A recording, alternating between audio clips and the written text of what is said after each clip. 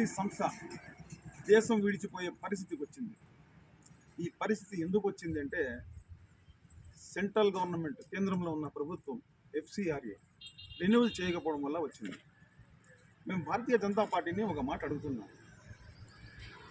దేశ సంపదను దొంగలించుకుపోయినా వాళ్ళను కాపాడలేక, వాళ్ళ సొమ్మును రికవరీ చేయలేకపోతున్న మీ అసమర్థతన, లేకపోతే దేశానికి సేవలు అందిస్తున్న ఆడిటికి మీరు సమర్థించకపోవడము, రెన్యువల్ చేయకపోవడము మీరు చేస్తున్న, ఒక రకంగా చూస్తే మీరు చేస్తున్నది దేశ ద్రోహం.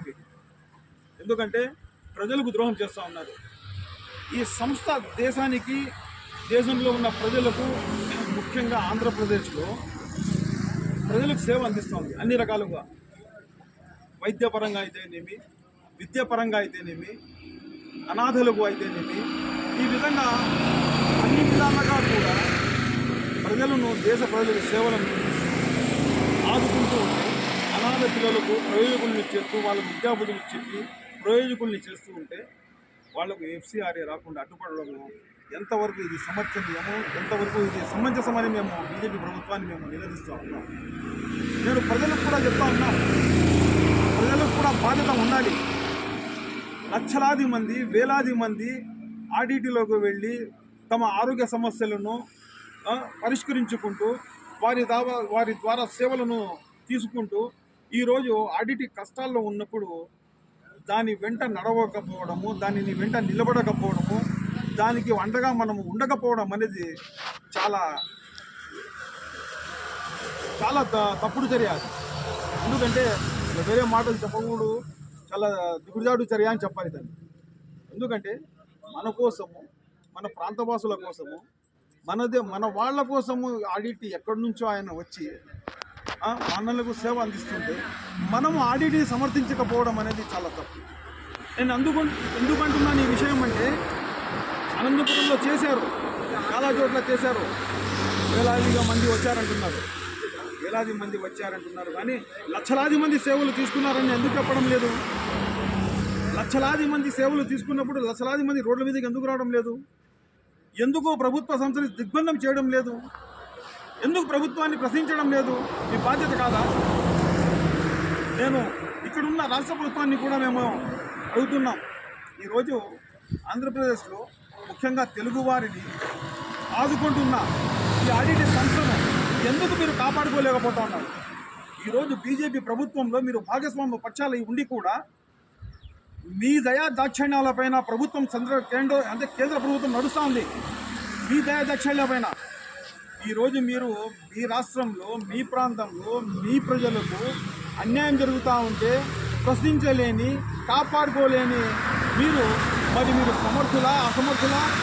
మీ విజ్ఞతని మిమ్మల్ని వదిలేస్తూ ఉన్నాం. ఎందుకంటే ఆడిటి నుంచి అనంతపురం జిల్లా, ఉమ్మడి జిల్లా నుంచి ఎంతోమంది ఎమ్మెల్యేలు, ఇక్కడున్న ఎంపీలు అందరూ కూడా మీ దృష్టికి తీసుకొచ్చారు. చంద్రబాబు నాయుడు గారి దృష్టికి కావచ్చు, లోకేష్ గారి దృష్టికి కావచ్చు, ఎంతోమంది తీసుకెళ్లారు మీ దృష్టికి. మీరు హామీ ఇచ్చారు, కానీ మీ హామీని మీరు నిలబెట్టుకోలేకపోతున్నారు. మీరు హామీ ఇచ్చిన ఇన్ని రోజుల తర్వాత కూడా ఈరోజు ఈ ఆడిటి సంస్థ అటు నేపాల్కు కానీ, లేకపోతే అటు బంగ్లాదేశ్కు కానీ, శ్రీలంకకు కానీ వెళ్ళిపోవడానికి అవకాశాలు ఉన్నాయంటున్నారు. అంటే మన దేశంలో మన ప్రజలకు వాళ్ళ సేవలు అవసరం లేదా? నేను మరొకసారి ప్రశ్నిస్తున్నా, ఉమ్మడి ఏదైతే ప్రభుత్వం ఉందో, ఈ బీజేపీ కావచ్చు, తెలుగుదేశం కావచ్చు, జనసేన కూడా కావచ్చు, నేను అడుగుతున్నాను, ప్రశ్నిస్తున్నా, ముఖ్యంగా మీ ప్రభుత్వం ఉండి కూడా మన ప్రాంతంలో మన ప్రజలకు సర్వీస్ ఇచ్చే వాళ్ళను బయట నుంచి ఫండ్స్ తీసుకొచ్చి ఇక్కడ సర్వీస్ చేస్తూ ఉంటే, ఆ ఫెడరల్ గారు కూడా ఆయన స్వర్గస్థులు అయ్యారు. ఇక్కడే ఉన్నారు, ఇక్కడ చనిపోయారు. ఆయన సమాధి కూడా ఇక్కడే అనంతపురంలో బద్దలపల్లిలో ఉంది. వీళ్ళ మాదిరి, విజయ్ మాల్యా మాదిరి, మోహన్ చోక్సీ మాదిరి, వీళ్ళ మాదిరి దేశం విడిచి దేశ సంపదను దోచుకొని పోలేదు. వాళ్ళు బయట నుంచి ఫండ్స్ తీసుకొచ్చి మన ప్రజలకు సేవలను అందిస్తున్నారు. ఇలాంటి సేవా కార్యక్రమాలు చేసే సంస్థను ప్రతి ఒక్కరు కూడా ప్రజల్లో చైతన్యం వచ్చి ఊరూరా కూడా ప్రజలు రావాల్సిన అవసరం ఉంది. ఈ సంస్థను కాపాడుకోవాల్సిన అవసరం ప్రజలకు ఎంత ఉందో ప్రభుత్వానికి కూడా అంతే ఉంది. ప్రభుత్వం ఖచ్చితంగా దీనిపైన దృష్టి సారించి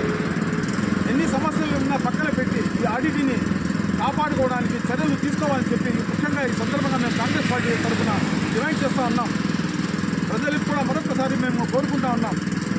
అనంతపురం జిల్లాలో, ఉమ్మడి జిల్లాలో ప్రతి ఊరు నుంచి కూడా అందరూ కూడా ఐకమత్యంగా ఈ ఆర్టీటీని మరొకసారి జిల్లాను దిగ్బంధం చేసి ఉమ్మడి జిల్లాను, అనంతపురం జిల్లాను బాబు సత్యనారాయణ ఇక్కడ అందరూ కలిసి ఉమ్మడి జిల్లాలను దిగ్బంధం చేసి ఇది FCRA మొత్తం రిన్యూవల్ చేసేందుకు కూడా పోరాటం చేయడానికి సిద్ధం కావాల్సిందిగా మేము కోరుతున్నాం. జై కాంగ్రెస్, జై కాంగ్రెస్. కదిరి కాంగ్రెస్ పార్టీ ఆధ్వర్యంలో మా పిఎస్ హమదన్న గారు, పాషాభాయ్, షోకత్, బావా మరియు అందరూ కలిసి మేము కాంగ్రెస్ పార్టీ నుండి డిమాండ్ చేస్తున్నాం. ఏం చేస్తున్నాం అంటే ఆర్టీటీ సమస్యని బీజేపీ ప్రభుత్వం, కూటమి ప్రభుత్వం మా నుండి విడదీస్తూ ఉందండి. ఇప్పుడైనా తెలుసుకోవచ్చు మనము బీజేపీ ప్రభుత్వం అంటే ఏందని.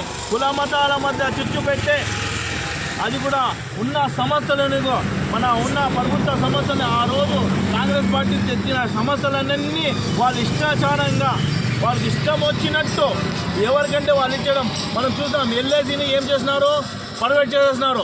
అది కూడా ఇప్పుడు రైల్వే కూడా పర్వేట్ చేసేస్తున్నారు. అన్ని సమస్యలని వాళ్ళకి ఇష్టాచారంగా వచ్చినట్టు అమ్మేసేదో, పెక్కేసేదో, ఏందేందో గందరగోళం చేసేస్తున్నారు. మనం తెలుసుకోవాలి విషయం ఏమంటే, మనకి ఇచ్చిన ఆర్టీసీ సమస్యను ఖచ్చితంగా ఈ ప్రభుత్వం అంటే ఇప్పుడున్న మన తెలుగుదేశం పార్టీ ఖచ్చితంగా మీరు ఏం చేస్తారో ఏమో తెలీదు, కానీ మీరు ప్రజల కోసం పని చేసే వాళ్ళు ఉంటే ఖచ్చితంగా ఈ ఆర్టీసీ సమస్య మనం నుండి దూరం చేయకూడదు. ఇది మనం కాంగ్రెస్ పార్టీ నుండి మేము డిమాండ్ చేస్తున్నాం. ఎందుకంటే ఈ కరువు రాష్ట్రాలకి, మన ఆంధ్రప్రదేశ్ని, మా కరువు జిల్లాలకు, అనంతపురం, సత్యసాయి జిల్లాలకు ఒక ఆర్టీసీ సమస్య మంచి భౌతిక వేతనపరంగా గాను, ఆరోగ్యపరంగాను మంచి సమస్య ఉంది. దీన్ని పోగొట్టుకున్నామంటే మనం ఇంకొకరి సమస్య, ఇట్లాంటి సమస్యలు రావు ఇండియాకి. అందుకు దయచేసి మేము కాంగ్రెస్ పార్టీ నుండి ఒకటే డిమాండ్ చేస్తున్నాం, ఈ సమస్యని పోగొట్టకూడదు, ఈ సమస్య ఎఫ్ఐఆర్ నుండి అమలు చేయాలి అని మేము కోరుకుంటున్నాం. జై కాంగ్రెస్.